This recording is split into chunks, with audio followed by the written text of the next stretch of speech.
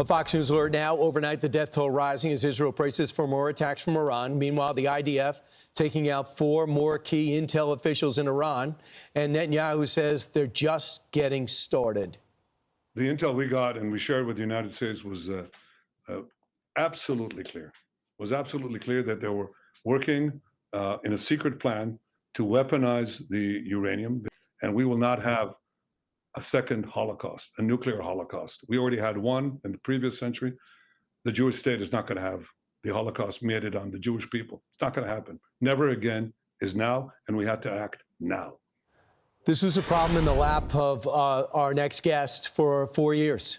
He's Fox News contributor, former Secretary of State Mike Pompeo. Mr. Secretary, right now we're looking at day 4 of an exchange of attacks between two countries. Who's winning? Oh, goodness. The world is winning, frankly. The world's going to be safer as a result of the actions that the Israelis have taken. They not only did the work since October 7th against Hezbollah and in Gaza, against Hamas and against the Houthis, but now are taking down the fundamental capacity of Iran to go after us here in the United States of America. So this is a deeply important project. It needs to be finished. There needs to be no remnants of the Iranian nuclear program left intact. That includes Fordow. Collectively, the world can achieve that, and the Gulf Arab states, the Israelis, and the United States of America will be safer once we've all accomplished that. We understand the Quds Force branch was hit. How important are the Quds Force if you want to dismantle Iran and their terror machine? What role do they have? The Quds Force plays a big role, right? The strike against Qasem Soleimani that President Trump took during the first term was a direct role leading the IRGC and its Quds Force. That's the external terror operation, Brian. Those are the folks trying to operate all around across the world, including here inside the United States. The fact that we've now dismantled at least a significant part of their leadership, that the Israelis have done so, is a really good thing. It's creating confusion and creates ultimately a good outcome that the Iranian people have a shot at a freer, more sustainable life than they've had since 1979. So it looks like Israel has knocked out, according to the Wall Street Journal, the centrifuges at Iran's biggest facility in Natanz, killed up to 10 of the country's top nuclear scientists, destroyed key pieces of the supply chain for building this bomb. But Fordow stands strong still, buried in a mountain. So unless they're going to do a manned operation to go into that mountain, we're going to have to use bunker busters that only we have. If this action ends with Fordow still intact, what actually changed? Well, Brian, they'll be diminished even if Fordow were to remain intact. But I think your point is precisely right. Fordow can't remain. It is a tough target, but it's a target that the West, including the United States, has been staring at for a long time. We know a lot about it.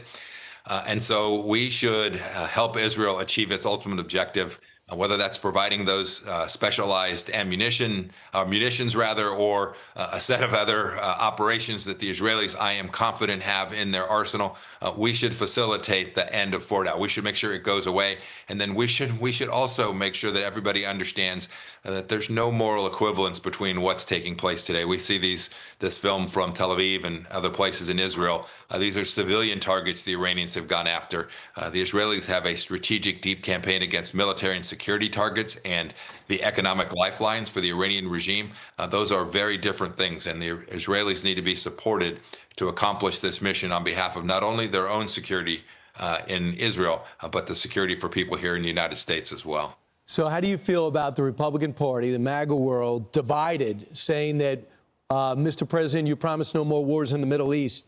They seem to be critical of him. The president snapped back and say, I speak for the MAGA world, and had some other words. How do you feel about it? I mean, is it feel different to have critics coming from the right? Well, first of all, I think President Trump's right. He does get to shape this in a way that no one else can. It is his leadership. But second, I actually think it's a pretty small part of the folks who supported Donald Trump in the last election that don't understand that it's in America's interest to see a nation that chants death to America wants to kill not only our president, but me and others here in the United States. I think Americans fundamentally get that and see that this is a good thing. So there's a couple of loud voices. that claim to come from the right. I actually think they sound more like Tim Walz than Ronald Reagan. But make no mistake about it, I think most Americans appreciate that President Trump has kept Americans safe for an awfully long time. He's prevented our having to send large numbers of our soldiers, sailors, airmen, and Marines into combat. We didn't do it in the first 4 years. I think he can deter the Iranians again. And when we get this right, we'll all be safer. There won't be any new wars, just as there weren't in the first Trump term.